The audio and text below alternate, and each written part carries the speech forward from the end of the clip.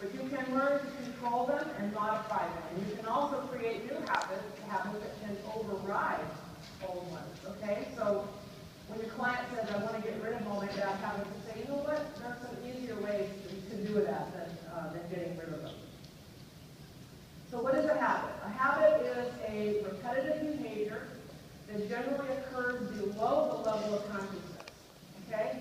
So again, it serves as well as the neurologic programming from thousands of years ago, and it also comes in handy at times.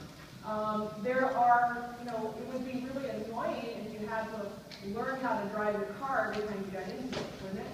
So you can drive somewhere, you can drive home and have a conversation with somebody because you remember how to drive your car. But the problem is, bad habits can be reinforcing bad habits can be a problem.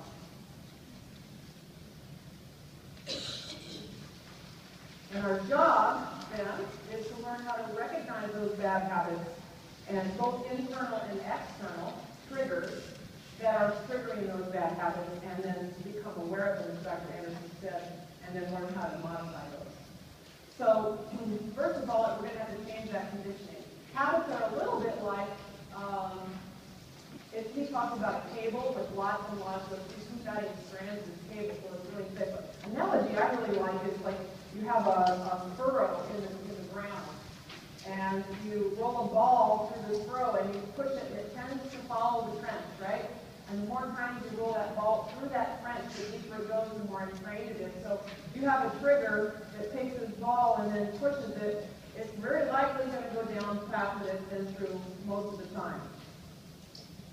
So it's important to understand, first of all, the choices that support optimal health, and then become aware of the unsupported choices.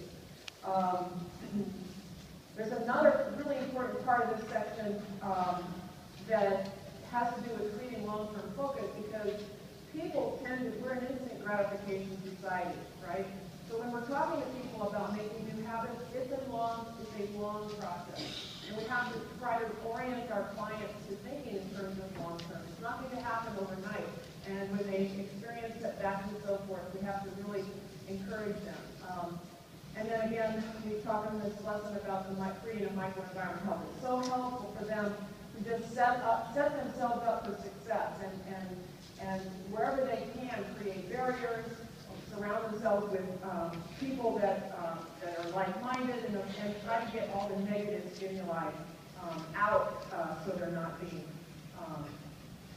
being challenged with that.